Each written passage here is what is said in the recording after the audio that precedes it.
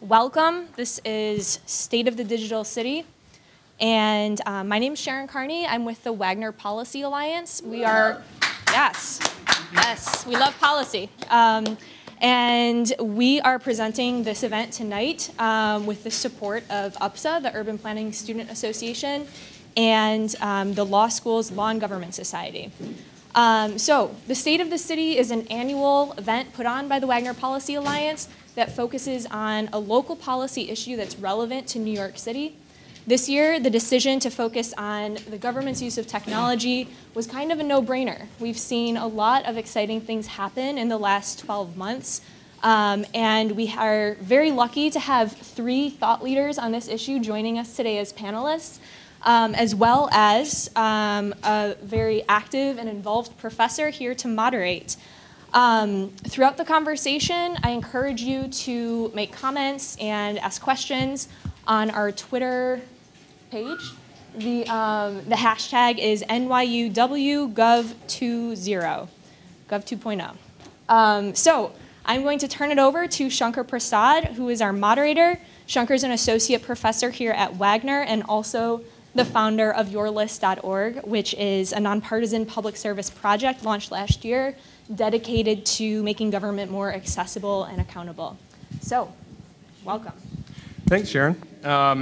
So I'm so happy to be here today and to welcome you all to this discussion on the state of the digital city. It's a really current discussion as we look back onto many of sort of recent and long-term strides that the city has made in implementing Gov 2.0 technologies. Last year, the Bloomberg administration rolled out its roadmap for the digital city, a cutting-edge municipal plan for increasing avenues for digital engagement, government transparency, and data accessibility for New York City residents and businesses. This roadmap represents just the latest in nearly a decade of Gov 2.0 tech innovations that we've seen here, from a public safety wireless network to the Department of Transportation's Midtown in Motion and the like. As a result, the city now boasts several hundred released data sets, dozens of apps developed through city-supported hackathons and competitions, and more than 200 social media engagement channels, all of which have earned New York City the 2011 GovFresh City of the Year Award for its leadership in technology-supported democracy. Most recently this month, the city enacted a landmark open data policy, setting the stage for greater governmental transparency and accountability, data accessibility. And I'm thrilled to have one of the co-authors of this piece of legislation on our panel. And so with all this in mind, we gather as a community tonight to have what promises to be an engaging conversation on the ground level impact of these Gov 2.0 measures, specifically focusing on what has worked, what has not worked, and where we can expect to go from here. Joining me today, I'm so thrilled to welcome a distinguished panel of speakers, each of whom has been either closely involved in the implementation or the study of the implementation of these Gov 2.0 measures. On my far right, we have Council Member Gale Brewer. Councilmember Brewer has been representing the Upper West Side and the northern part of Clinton in the New York City Council since 2002. Her service in the council is a continuation of more than 30 years of public service.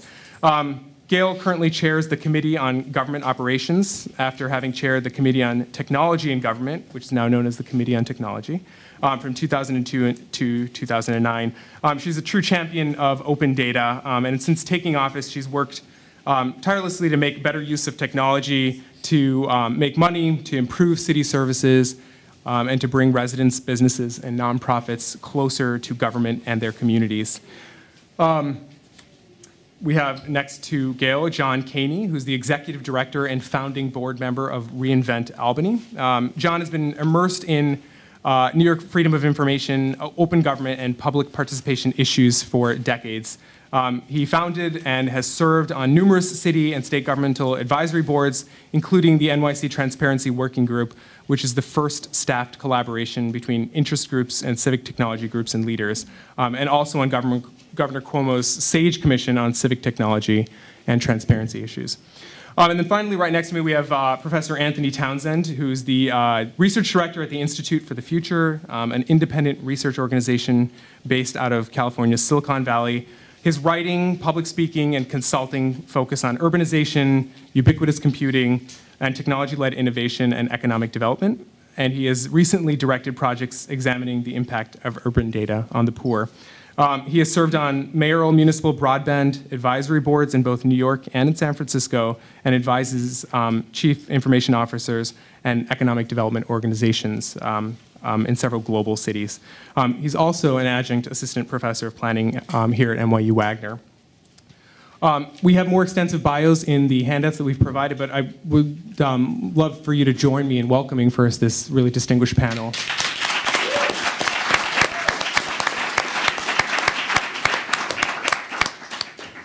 All right, so before we jump in, just a couple quick points about logistics. The format of today is going to be a moderated conversation. What does that mean? We're going to have a fun discussion.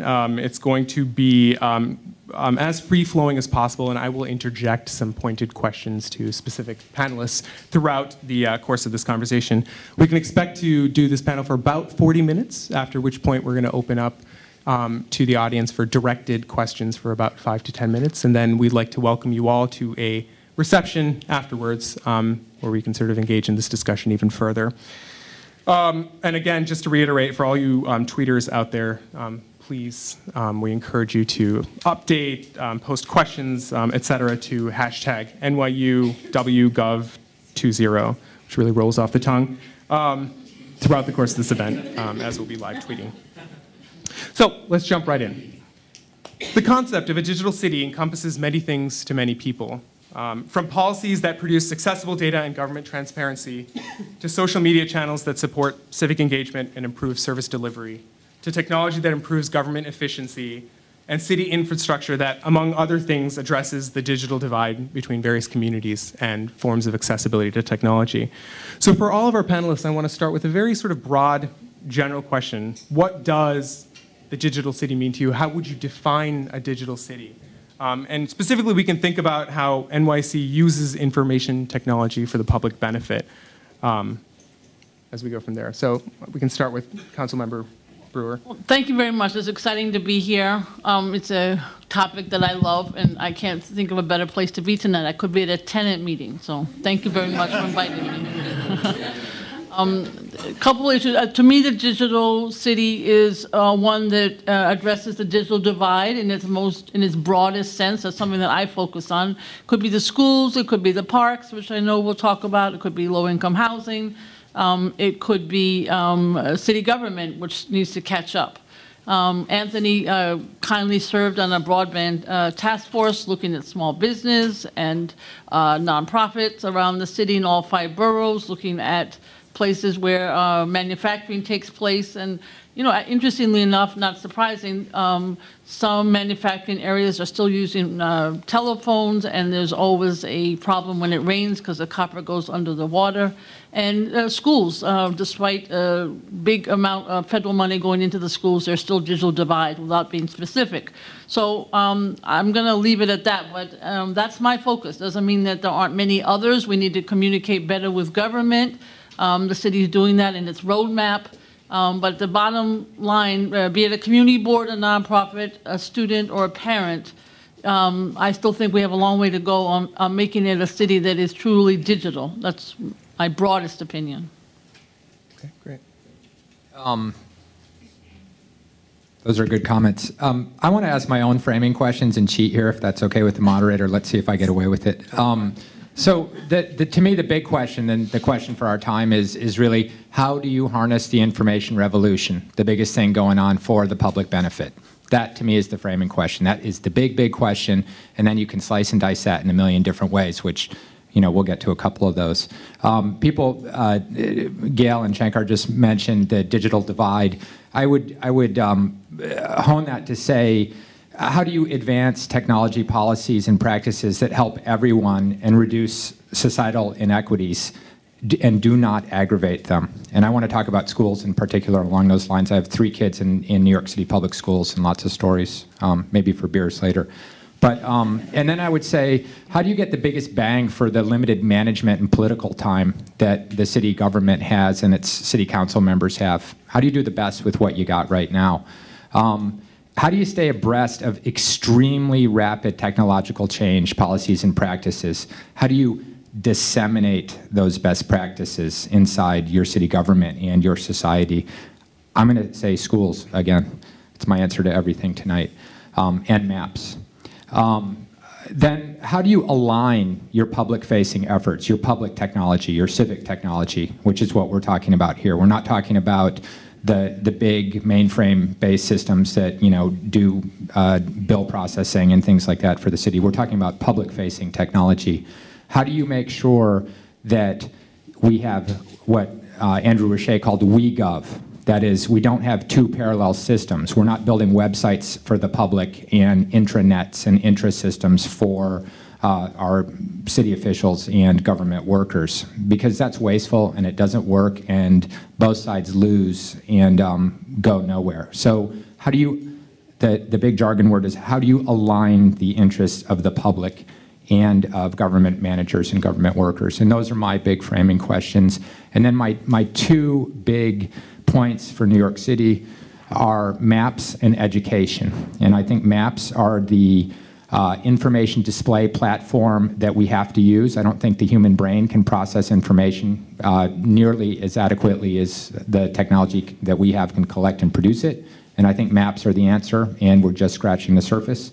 And then secondly, I really do think our public schools are super duper important in training us as a society and New Yorkers how to use technology to lift all of our fortunes. It's interesting that you said that about maps, because I was just at a workshop last night where we had a geographer who builds these open mapping tools for the web was talking about how the number of things that normal people can actually do with maps is like very limited. It was kind of an interesting conversation. He was interested in like how you present people first-person kind of views of the world.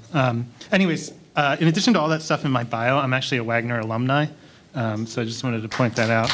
But, in terms of defining the digital city, and I'll take sort of like the conceptual take on this, it's like talking about the plumbed city or the transportation city. It's a set of tools that you use to apply to every problem that presents itself in the city. That's part of the reason why these kinds of conversations go all over the place. Because all of a sudden we're just talking about resources and tools and not talking about long-term visions or very specific problems.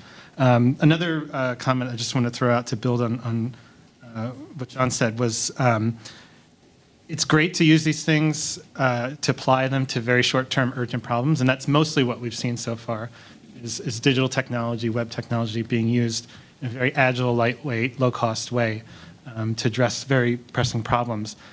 What we haven't done is figure out how to strategically integrate it into long-term plans and long-term visions for the city, and how they will power us towards these other goals that we have, sustainability and inclusion and economic development. So that's something that I hope we'll talk about a little bit. Okay, great. All very good points. John, thanks for stealing a couple of my questions there. Gale, I want to start with you, actually. Because, no. Because obviously, you've been in the news somewhat very recently. Mayor Bloomberg signed very recently, earlier this month, into law the open data bill called Introductory Number 29A, which you introduced back in 2009. Some call this the strongest municipal open data policy in the country. And I was hoping you could shed a little more light into exactly what these data standards that are established by this policy will do, specifically in terms of formats and timing and frequency and sort of data sharing and whatnot. I'll try, and then John can help me, because there's this transparency group that he's part of, which I know operates in the city and in Albany, has been phenomenally helpful, and the bill would not have passed without this coming together of groups that have been focused on good government, and they, for the first time, merged with groups thinking about technology. It's a very powerful coalition, and I want to thank them because it helped a lot. But the bill, Intro 29, which now has a local law number, I think it's 11, I can never remember. But basically what it says is that the Department of Information Technology and Telecommunications, which is the city's agency, headed up by Carol Post, must within the next few months put together a manual listing the ways in which we will implement this bill. Instead of just doing it, they're going to do it in a manual, and that manual should actually be up in a couple of weeks on the web, very much more quickly than was originally thought of. And that manual, hopefully everybody will make some comments about, because we have, I don't know, something like 80 city agencies, and each one of them within a year is supposed to put their databases up on the web, data sets. Obviously, they have, there are ways in which they can say, well, we can't do it for the following reason. We're always concerned about security and personnel and issues, of course, of privacy. Everything has to be up, all databases, on a portal by the end of 2018. But the fact of the matter is how those databases go up, obviously in open format, in a format that people can utilize, not something that is PDF oriented, is what we're looking for. We want to make sure it's accessible by search engines. We want to make sure that it has, without any registration requirements, no license requirements, no restrictions on use. So if you go now to the city's database, nyc.gov, and you use any type of data mining or 311 data, some of you in the room can use it very successfully. I'm sure Anthony can. But as somebody who has been on a community board for years, I want to know how many noise complaints are on my block. I actually don't really care looking at a map, and I agree completely that maps are incredibly important. I want to know how many crimes are committed on my block. I want to know how many dogs pooped and got a summons. Believe me, the guy across the street is driving me crazy. He swears we have the worst block on New York City. Oh, gosh. I want to know, is he right? Would the sanitation department come along and give us summons? And I could go, you get the point. That information right now, maybe Anthony can figure it out from the data. I cannot. And I want my community board members to be able to figure that out also. Obviously, that's euphemism for general citizens being able to understand it. And then we could talk about students and researchers and so on. I'm using the community board because that's my point of reference that I feel most comfortable with. So, and the issue would be that data should be published in an open format, as defined by a voluntary consensus standards body. The specific formats required by this policy will be selected by DO-IT, as I mentioned, but with your input, for the purpose of making public data available to the greatest number of users for all kinds of applications. And the idea is that it be published, again, in a format that is searchable, can be manipulated or processed, in Excel or whatever is appropriate. And I say this because in talking to the community boards, they would obviously have to use this in conjunction with map training. One thing to add to all of this is training, because I can promise you, if you talk to the 59 district managers of community boards in New York City, probably 2 of them can do what I'm describing without any training. They cannot generally, even the more sophisticated ones. And so as part of all this has to be training on GIS, and I can talk later about some of the opportunities for that. So I'm just saying this is a beginning, a tool, hopefully with data that we can work with that gets down to the level I'm describing using map technology and GIS. But in order to actually implement it in a way that is meaningful to people, a lot more has to be done. Okay, great. John, do you have any thoughts on the policy that you'd want to add? Yeah, a couple things. This is, I guess, the local law 11, New York City open data law. One, we don't know how big of a deal this is yet. I mean, it seems like it could be a really, really big deal, but we just don't know. And I would point to something important in New York City history. 1989, Gale knows this very well. New York City passed COPIC, Committee on Public Information.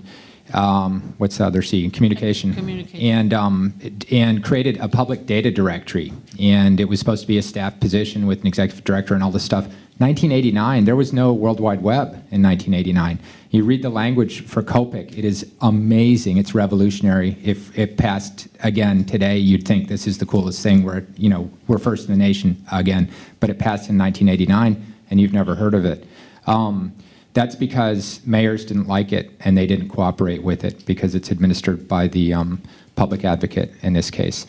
So there's a cautionary tale built in there. I don't think that's going to be the way of local law 11 and the open data law, but I do think that we don't know the implications yet of super open data. I think for the next couple years that people who are informed about these things need to be very careful about excessively raising expectations. I don't think that this data is going to be highly usable to most of the public for a while until applications are built around it, until there's commercial exploitation, until academic centers and people like the people in this room figure out how to contextualize it and to use it. So the first beneficiaries are going to be you guys, really, and journalists and public health researchers and businesses that do tons of data mining and integration, and companies like IBM that are doing giant integrated big data integrations. And it's going to take a little while until we figure out what this means. I would also say that we need to be really careful about not punishing the good guys under this law. This law has kind of an interesting provision. It says after a year after the standards are published, that agencies have to put everything they currently have on their websites in a central data portal. So that means if you have a ton of stuff up, like the DOE does, that they have to get that stuff into a format that works with the city's open data portal. If you have nothing up yet and you haven't made any effort, you don't have to do anything. So it's a little weird in that way. So the laggards get away with it. So as this comes into play here, the good guys that have worked hard, and I will include DOE under that, need to be accommodated as much as they can be. And I would also say that, I don't know if folks know this, but if you want to look at what the future may hold, you can look at Chicago, which today or yesterday, somebody shouted out, somebody here must know, released a federated data system, Chicago, Cook County, and state of Illinois, an integrated database system that can be searched from one search box between 3 government entities. And you can look at maps of crimes, and I'm not sure about dog poop, but the other stuff. So check that out, because I think that's where New York will be and will surpass very shortly. Anthony, I'd love to get your thoughts on this as well. And in addition, I'd like to think also about something that Gale brought up, which is the implications for security. Is there a trade-off to opening this access to this kind of data, but also a public sort of security concern in terms of providing too much information that can be used in somewhat untoward ways? Yeah, I mean, this is one reason why New York, I think this bill is a great start. It's a law now. I'm very excited about it, and I think it's both much bigger than anyone expects, as well as much smaller. Smaller because New York City's agenda will always be driven by security for the rest of the foreseeable future, and that has long been used to slow down all kinds of technology projects, or to reduce the scope, or in the case of the wireless network, to restrict access to a core group of users and only slowly expand it to other city agencies, and perhaps one day the public. In terms of being bigger than anyone could possibly imagine, I've spoken with Jay Nath, who is the Director of Innovation for San Francisco, and he talks about the city having 500,000 data sets, 500,000 databases that it actively uses. Now, the New York City data mine, I don't even think has 500 data sets posted publicly. And you have to wonder, what is the data that's going to be put forth by agencies? Is it going to be final analysis of things that have been tabulated? Is it going to be data sets that are used in work processes, okay? So they put restaurant inspections out, but they only put the final grade out. Are we going to start seeing all of the components of the score? People are going to start asking for that, So it's really kind of a Pandora's box in a lot of ways that I think is going to create some really serious issues for public managers. So having said that, I think that it is a great bill. It prompted me to look at some of the other cutting-edge open data bills, like San Francisco's, like Vancouver, Canada's. And there are just these like one-page statements of intent that like, be it resolved that open data is great and we should do everything we can. This law has like really specific provisions that I think are gonna really make it a great vehicle in the future for implementing, and will provide a lot of guidance to the agencies that implement it. Three things, though, that real quick that I think could be improved in the future. It specifically excludes code and software, and I think going down the road, the algorithms that are embedded in government technology that decide whether something that's sensed is legal or illegal, that drive like red light cameras or property tax auditing systems, those things are hidden. They're black boxes. Many of them aren't even really directly exposed to the government agencies that buy them. They're created by vendors, by an engineer up in Armonk who makes an assumption about what to encode. We need to see those things. They need to be brought out to the light of day so we can understand how law is being and regulations being embedded in software. I think the idea of like lowering barriers to the data but not requiring registration is great. But for web companies, being able to know who's using the data through something called an API key is tremendously valuable. It tells you, it basically lets you calculate the return on investment. Who's using that restaurant inspection data set, specifically how are they using that? And by the way, I can go back to the city council and say, we're getting all this value from this data because everybody wants it. And then the third piece is the world is very quickly shifting towards a world of real-time data.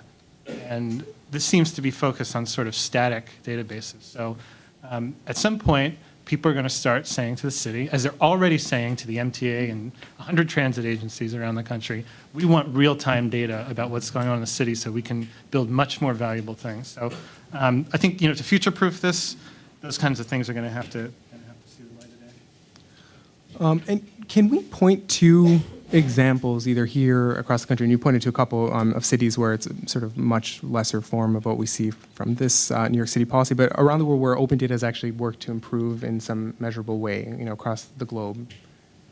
Yeah, I mean, that's the thing right now is there's not a lot of like huge success stories. It's a lot of experimentation, which is a really good thing. I think it may take longer than people expect to really create those killer apps. Mm-hmm. There's certainly I think, so in terms of like the functional or the business value that people are getting out of it, I think it's still open. In terms of public participation, I think you guys probably say a lot more about this than I can. It's completely changed the game. I mean, people have access to things that they never had access to before, and can tell stories about what's happening in the city. I don't know. Can I chime in though with the specific? Definitely transit data, which you mentioned, is by far the rock star of the whole scene because I would call transit data socially neutral. That's something I just made up, trademark. It doesn't threaten. There's not a huge social policy implication when you publish subway and bus arrival times. And in New York City, we're going to see very shortly this year. We will see real-time bus tracking and that you can do on your cell phone in SMS or as a web browser that'll show you when your bus is coming, and that is directly due to real-time transit data being liberated by the MTA and is actually being created by a nonprofit vendor, Open Plans, that I'm co-located with, so I have to give them a shout out. Very, very cheap and incredibly great public service that's being done. And what's cool about it is that it meets the criteria of alignment because the public gets to see when the bus is coming, and bus managers, if they turn the God view on, the video game view, can see where all the buses are. How cool is that? So that has huge applications for, I would call the socially neutral services that government provides, where the snowplows, Chicago, it's tracking their snowplows now. You can go online and watch Snow Tracker in Chicago. In New York, I believe, is going to start doing that.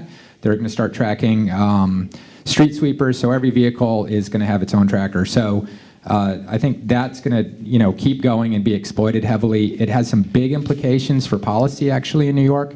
We spend $600 million a year on yellow buses in the New York City school system.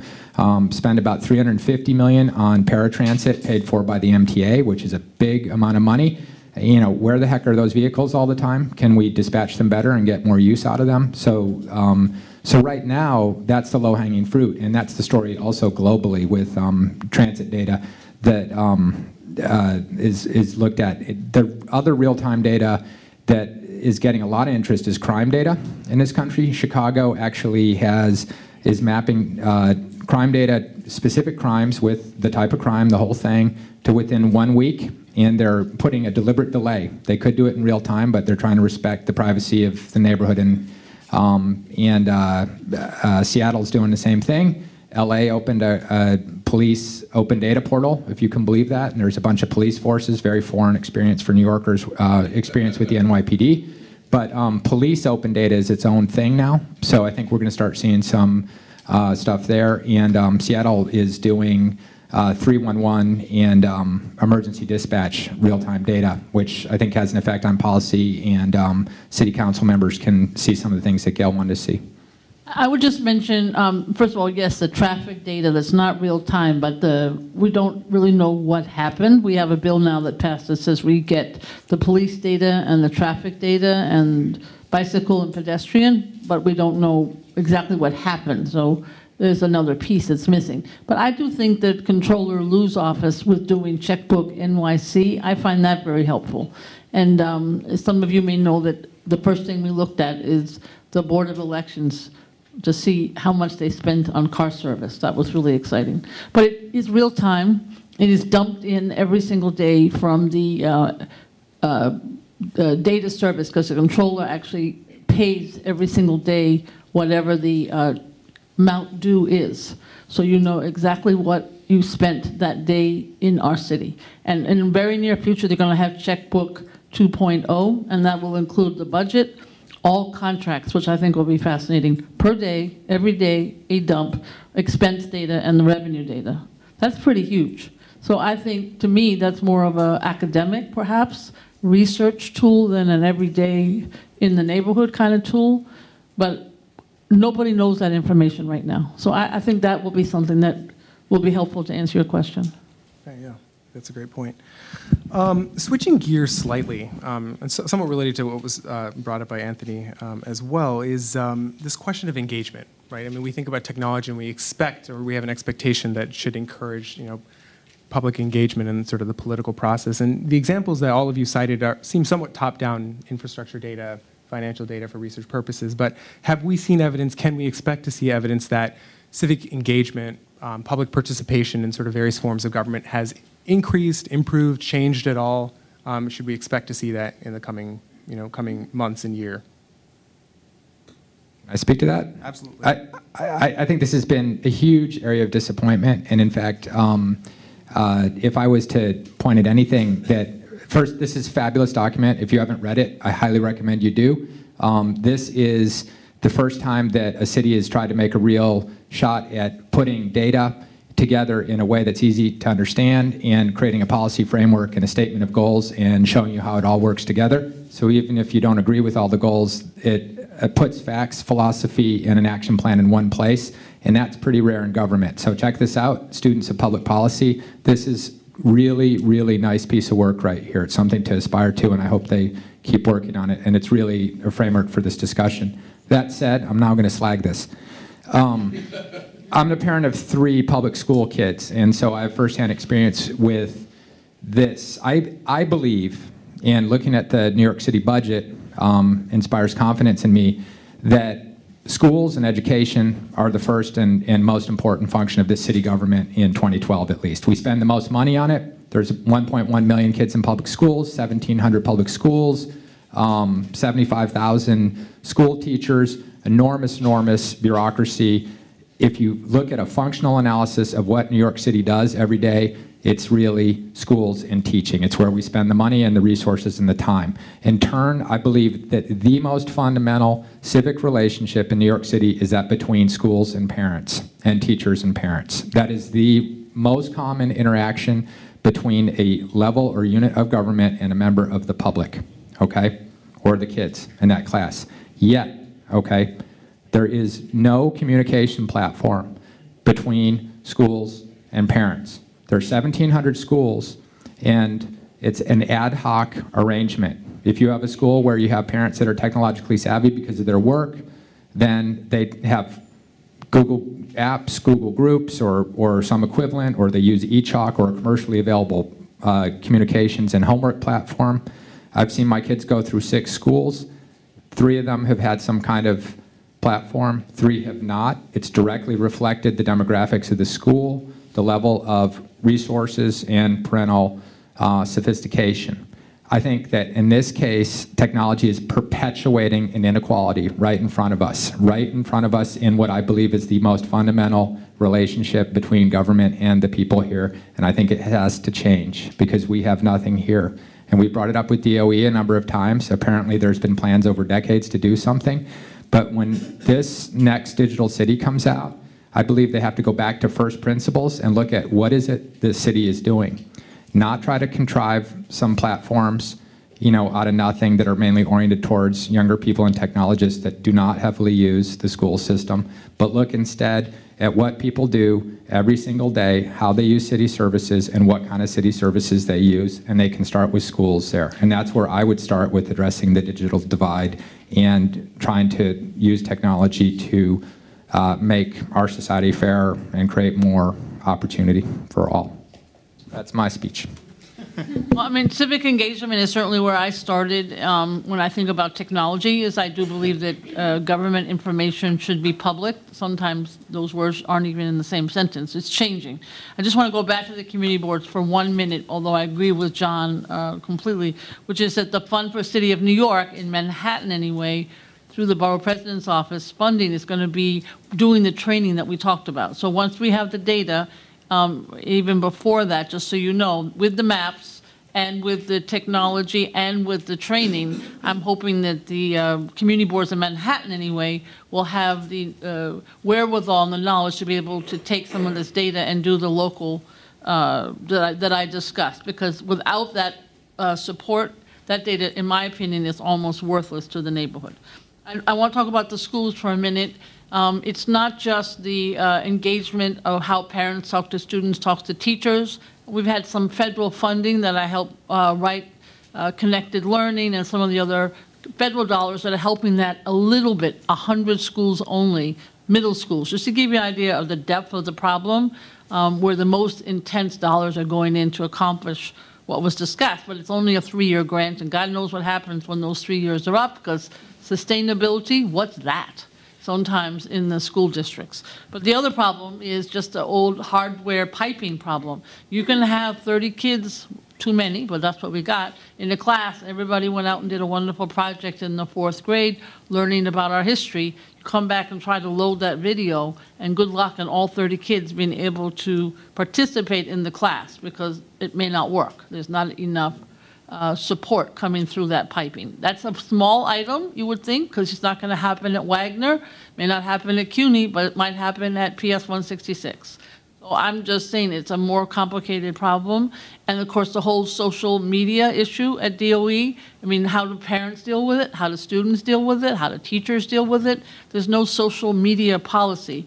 I agree that the roadmap is wonderful for the city, but if you've got a kid who's, pretty fixated and there's a cyberbullying thing going on and all of that whole other discussion, it's pretty scary right now. I can tell you on and on many stories. So I think DOE has a lot to do. If you're in Brookline, Mass., like my brother, who's got 3 kids in the school system, it's unbelievable. I think he's in another planet. Comes home, has dinner, the teacher has indicated what's going on in the classroom that day.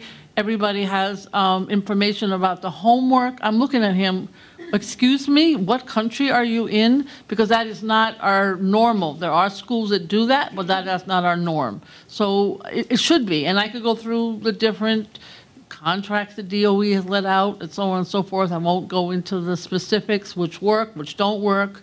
Some of it is just a hardware problem, and some of it is I don't know what kind of problem. So your question, right, was about engagement. Yeah. And thinking about the roadmap, it really requires a leap of faith that may be easy for 20-something digerati to do, but it's very hard for, I think, everyday citizens to do. That because it talks about the goals, and then it talks about what they're going to do, but doesn't explain how one leads to the other. And for most of us, social media does not automatically lead to greater engagement in whatever it is that we're talking about there. And also because I don't think anybody really knows. The social science around social media is just beginning to get started. So I think it's sort of like a great goalpost, but I hope the next version explains a little bit more about how these things actually did have an impact and what the actual mechanism was for that. The other thing about the roadmap that I just got to throw out is that it says absolutely nothing about reinventing the way government does business or the way government functions. And I'm guessing that's because the chief digital officer position doesn't actually have a charge or any authority to do anything about that. Stephen Goldsmith was trying to push those kinds of things before he had to leave. But other cities, I think, have really sort of put that question of how do we reinvent government much more front and center than we have in New York, where it's sort of this window dressing around this massive thing that everybody knows is dysfunctional but doesn't want to tinker with. And I actually want to come back to that point about measuring impact in a couple of minutes. But before that, and this is, again, has been touched upon, so this is really nice. It's very organic how we're discussing this. But the question of equity, right? I mean, we're talking about technology, right? And some of the things we always see is that there's a clear digital divide between who has access and who doesn't have access. The point comes within schooling and whatnot there. Do we first have a sense of who has access, who's using these various types of applications, these forms of data, et cetera? One of the things that comes out from this roadmap here is that we've seen an increase, or I should say a decrease in the inequity of usership of technology services, et cetera, between various communities of color. But is that something that we expect to play out or not in the coming future? Anthony, you published something called the Digital Redlining Policy Paper, right, from your Center for Social Inclusion. So maybe we can start with talking a little about what that is and then get into talking about this question of equity. You may have got me mixed up with someone else because I don't know anything about that. What I do know about is I don't forget about Twitter, Facebook, any of these interactive channels. 311 is its own little digital divide that nobody really knows about. Okay, this is the most accessible digital, interactive service that any city government provides. It's been around a long time, 24 hours a day in all of the major language groups of this city, and every other city in North America does the same thing. Yet it's disproportionately used by native English speakers, okay? This is true in New York, it's true in Vancouver, it's true in lots of other cities where I've talked to city officials. That's a huge problem because what it means is those people complain more and get more city services. And 311 then becomes a platform for empowering people who already are at the high end of the education income bracket to get more services. So until you start addressing and fixing the most inclusive interactive services we have, like the rest of it's all just kind of pointless. I would just add a couple of things. One is I just don't want to forget about the seniors because they are actually one of the fastest growing users of technology, and obviously they want to see their grandchildren online. That's a big impetus, and there are groups like OATS and others, Dr. Tom Camber, working to try to improve and to curtail that digital divide. But it sort of brings me back to this issue of how do you think about it in a realistic way? And I think that the other concern that I have is if you are using some of these platforms that were described, they don't get at the group we're trying to get at. 311, I think, is good because it does get you access, but what really happens is you end up with an operator and no phone number.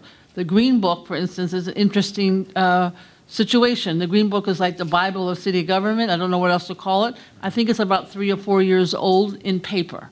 And so we all hocked and begged and screamed and yelled, and now apparently it's going to be printed online. I'm dying to see what it is. Right now, you can use the Green Book to find the secretary that you really want who's there after 6 o'clock with a private number. It is the most important number for access to city government.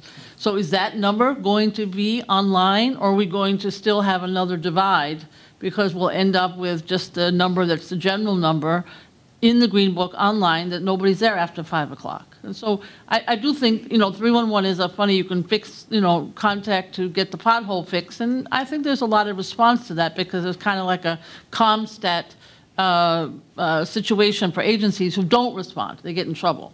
But it's just what Anthony said. My district has the #1 noise complaint to 311. You can imagine my district. But the issue is other districts don't, and I'm sure they're just as noisy, but they don't use the tool because they don't feel as empowered. So for a whole series of reasons. So I'm hoping that, the Green Book, I'm back to this issue of training. You have to train people how to use technology. It's like you can't give parents a computer when they bring it home from the federal grant without having the training that goes with it. It's going to be used for games. So it's back to this issue of how do you take the person to use it, not just provide the information. That's what I feel is a big divide anyway. I think what the really cool silver lining here is that we're talking about the same set of tools potentially being available, civic tools, how do you use government, how do you access for everyone. And if we can provide those tools online in different languages, which is actually pretty straightforward, and the city is working on translation services and does have quite a few translation services that are fairly sophisticated and is still working towards that. But the bigger point is technology, right? Greek word tool, it just means it's a tool. As Anthony started off saying, what we're talking about here is tools that you can use for lots and lots of different things. What Gale's talking about with training is interesting because what we're talking about here is an area of popular interaction, using the same tools. Can we use government as our real common meeting place around technology so that people from different backgrounds can use the same tools to access government and participate in it?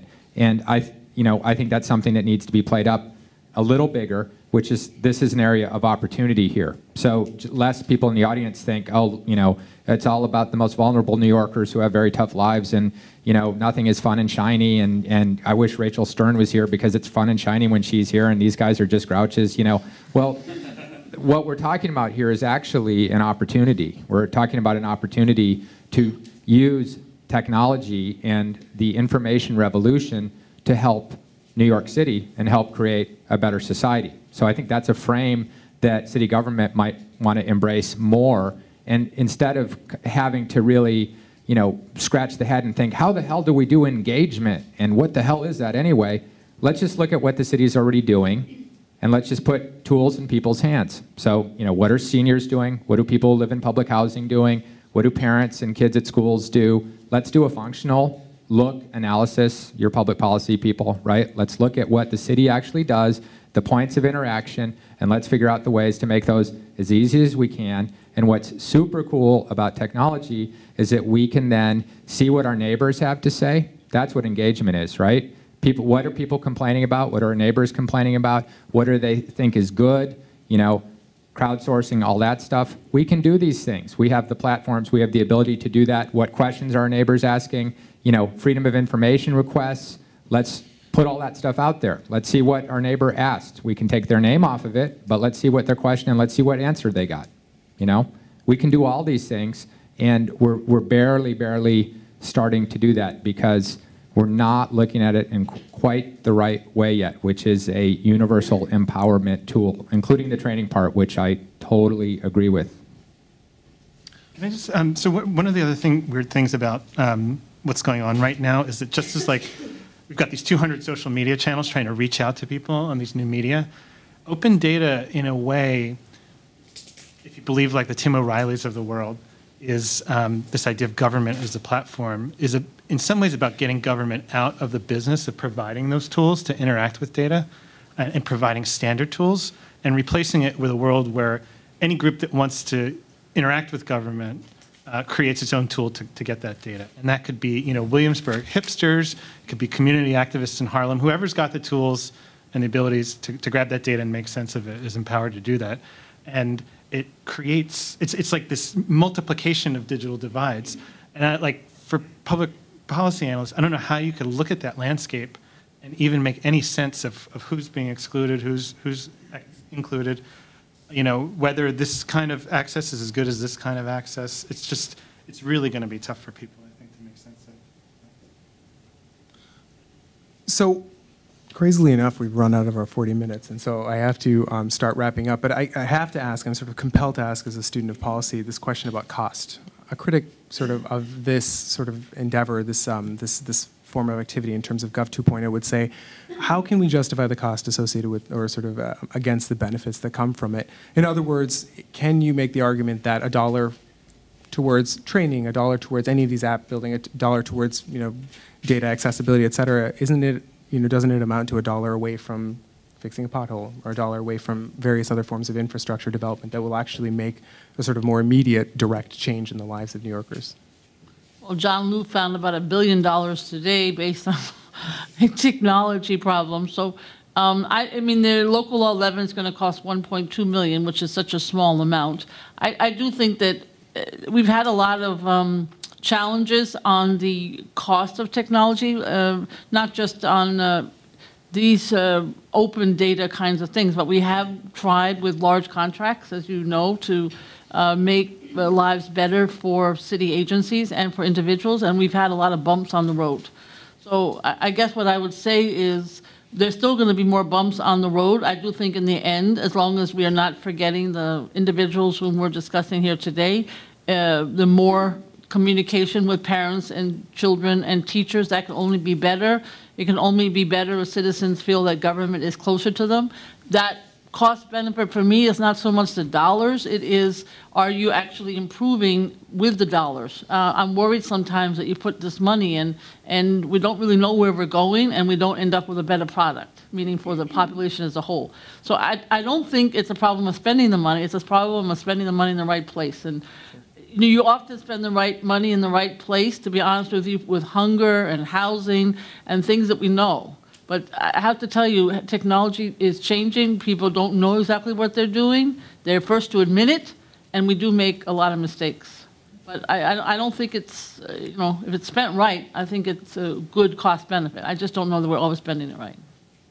Yeah, I think that the question is, how do we not spend money on transparency and open government and trying to get the alignment or WeGov so that we're seeing the same thing as the public as government managers are, because we're wasting tons of money already. And the amount of money that we're talking about investing in this is tiny. It's less than decimal dust. I don't know what it is. It's the dust that's on a flea's somewhere. It's nothing. And Fresh Direct, one company got $140-some million in a city tax subsidy. That would pay for all the city's open government efforts, for 10 years times more.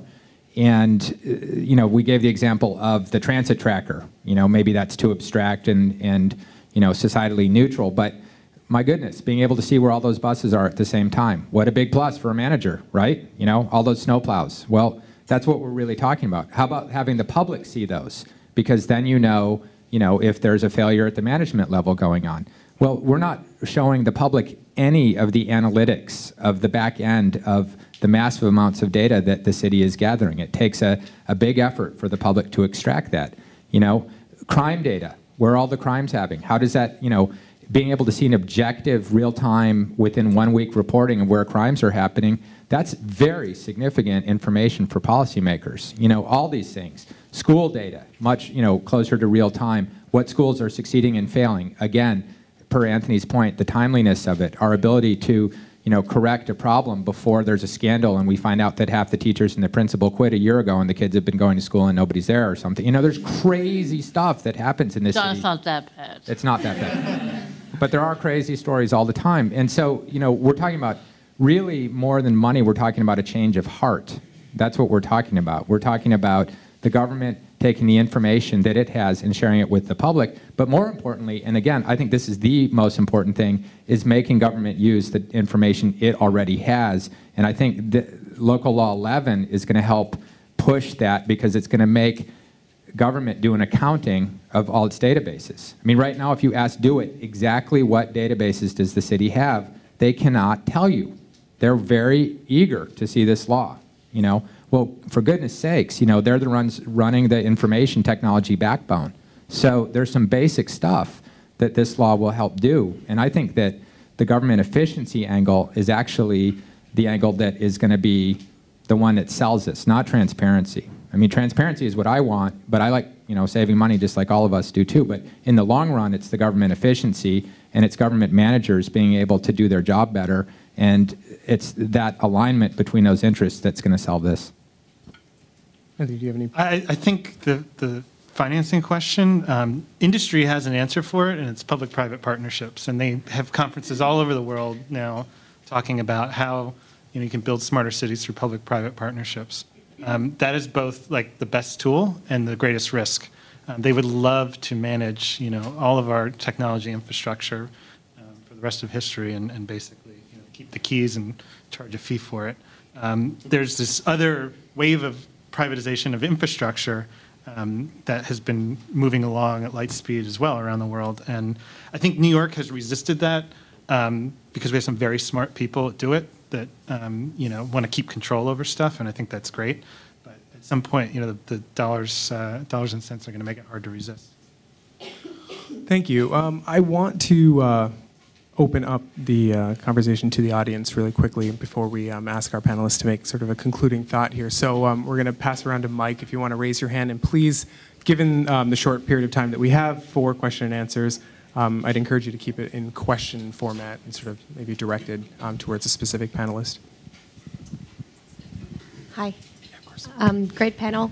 There was a lot of talk about how data can be useful, and very briefly, someone touched upon creating killer apps that allow this data to be useful.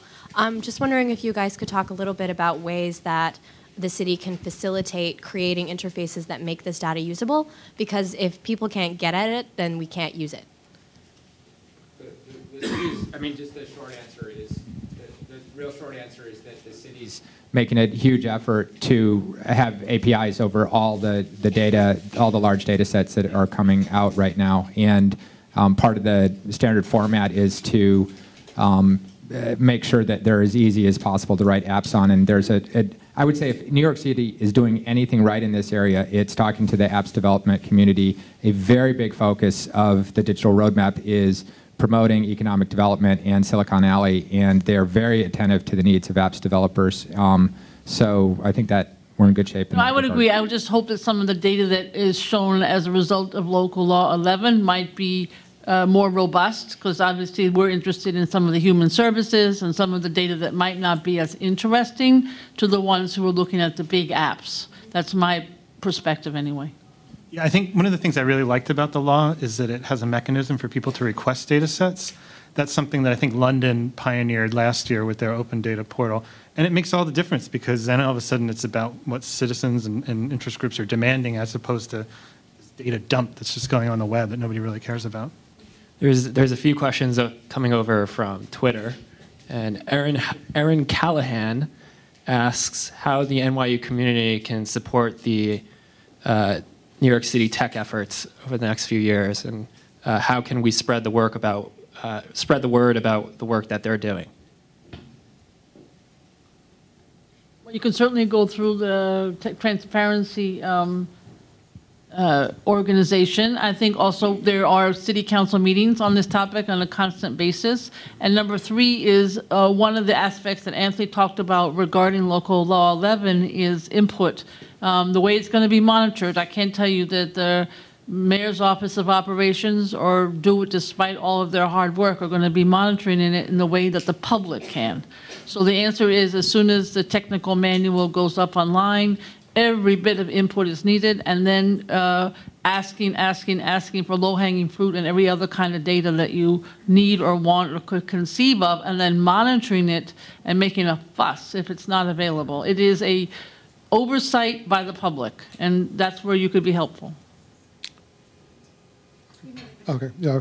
For John, what is Reinventing Albany, and what is being done in terms of open government in Albany, which is a rather dysfunctional city? Sure. We're a 2-year-old public interest group that has 2 main focuses. One is on fiscal honesty and responsibility, and our particular focus is on seeing dedicated funds being spent on what they're supposed to be spent on. And we have a special interest in seeing that transit dedicated funds for the MTA be spent on the MTA. So we are the main backers of the MTA lockbox bill, which we wrote last year, and we do other things around the other Environmental Protection Fund and the Highway Bridge and Trust Fund. And then our other interest is in, well, harnessing the information revolution for the public benefit. So as part of that, we started the Transparency Working Group collaboration, and which we have enjoyed very much, and it's a lot of fun. And we're looking at a million different angles, and tomorrow we're releasing this study, A New Transparency for New York State. And it's, guess what? How to do some very simple things using websites and social media and other things to make the state a little more transparent than it currently is. And what's happening on the state level, that's a long-form answer that I'll be happy to talk to you about after this. Also about the city of Albany. Are you doing anything with that? No, it's state government. From a policy point of view, right now accessing a lot of the data that you're trying to make available and is being made available, right now it's very expensive to access that data and it's very slow. And we basically have a duopoly system. What's being done to counter that? Because all the stuff you're talking about, it's very expensive to get. Which data you're talking about? City data is expensive to get? No, I mean just from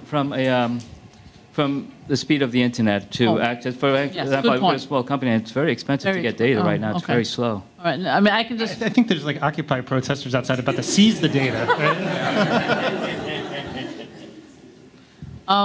It's kind of funny. I would say that the issue, you're absolutely correct. When we did the federal funding for the schools, it was an interesting problem. The short version is every parent in a Title I school, which are low-income communities, gets a computer and training to go with it. However, you still have to hook up to some carrier.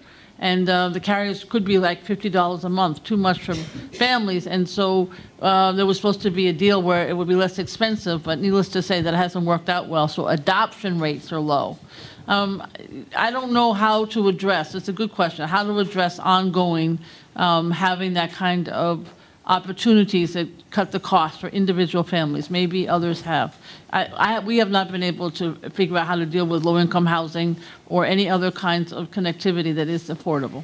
I would say the crisis that we want to have with Local Law 11 is to have super users just sucking so much data out of the city system that it grinds to a halt, and then forces us to come up with a rational policy regime to address that. And I think we're going to hit that in about month 2, frankly. That's my main prediction, because we're already seeing it happening right now with online Department of Building data, and there's going to be a whole discussion about, how do you deal with heavy commercial use? Do you start metering data and charging something over a certain amount of data so the city doesn't become the back end essentially for companies that are using it for different services? Do you put economic development money into increasing your bandwidth everywhere? And say, instead of spending $150 million to subsidize one company, let's create more bandwidth and promote, all small businesses as part of infrastructure. So you could start thinking of bandwidth in the same way that you think about roads and bridges and other forms of public infrastructure, which is the way other cities are looking at this. And I suspect that these issues are going to come to the fore very, very fast because there's some tremendous data use issues that are coming already. DO IT is confronting right now, and the city does not have a policy really on how to deal with it. We have a couple more questions from the Twitterverse. I'll put them both out there. You can answer both or one. One is, what about the less favored population, and how can we best put the data and technology to their service? The other one comes back to schools. It's less about data, but it asks, are we moving from textbooks to tablets for students? Can I take a shot at that first question? So one of the things that came out during the Broadband Commission hearings a couple of years ago was that the whole social sector, like this whole universe of NGOs and community-based organizations, weren't just not engaging open data and e-government, they didn't have internet access. So they were being required to do like basic filings for grants to the city and stuff online, and they didn't even have internet access in their offices. This is something that came up again in the study that McKinsey did for Rockefeller Foundation about 1.5 years ago, looking at the future of open data in cities. That whole social sector needs to get engaged in a big way because they're the organizations that do all this stuff on behalf of their community. So some massive kind of policy initiative that tries to get them engaged at whatever level of literacy that they have with this stuff is going to be crucial. I could just talk, I could go on and on about leasing and tablets. The Department of Education only allows city money, capital money, to be used for PCs on the table, or for laptops that are networked and part of a casing. Now, I had never heard of all of this, but that's what we got. We cannot buy tablets, we cannot buy individual laptops, and we can't lease a thing. And whatever we buy has to be good for 5 years. Good, it is challenging. And so these poor principals are stuck trying to take the money that they sometimes get from the council or from other government sources and fit into this 5 years network, no tablets. And so what ends up happening is, what John says, some of the wealthier parent organizations end up paying, and don't talk to me about charter schools, I'm sorry, because they end up with those children in the school with tablets privately paid for, and the public school kids with the casing, which is basically a cart that goes around with laptops in them. So I won't say more than that. You get the picture.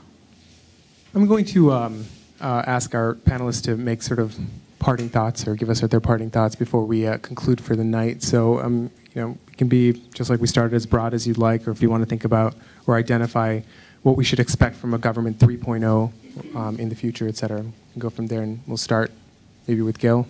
Okay. Well, first of all, thank you.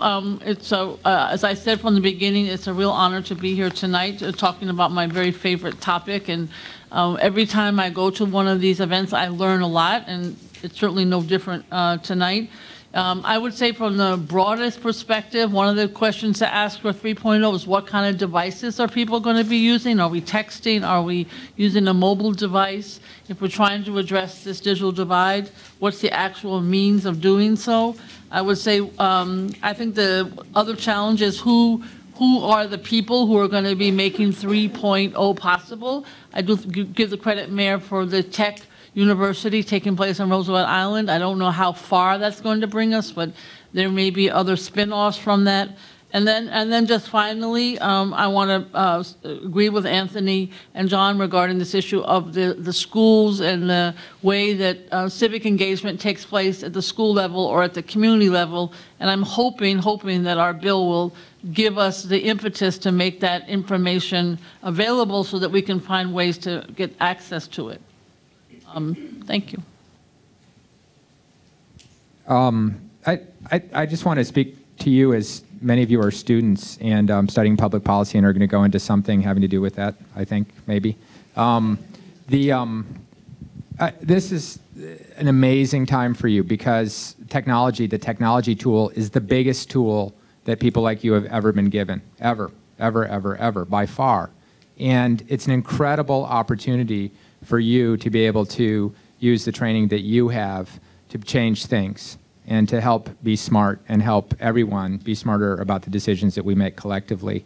I mean, a short number of years ago, it took many, many hours to research and analyze the kind of information that I can do myself or have my staff do in half an hour.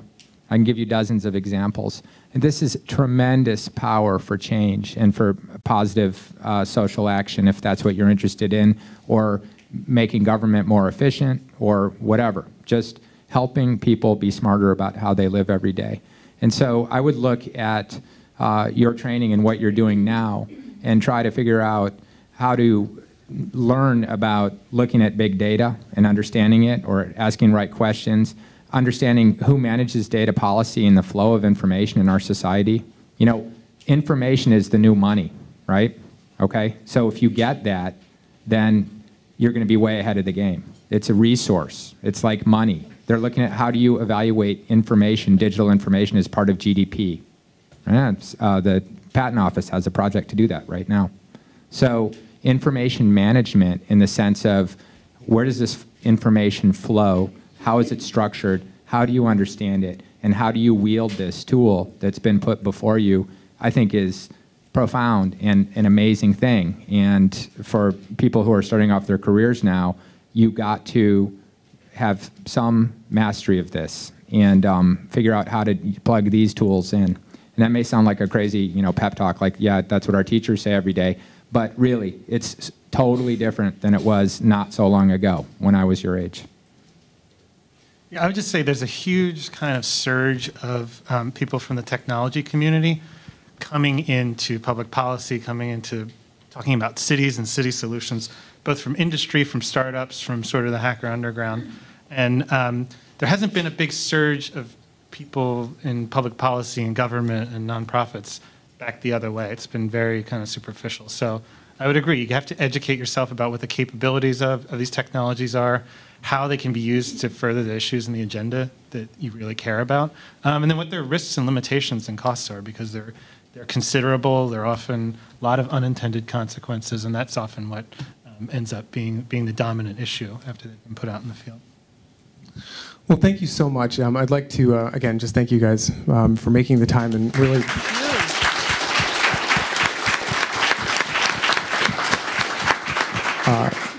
encouraging a really fascinating discussion, which I encourage you to continue offline informally during our reception on the other side of this room. So thank you.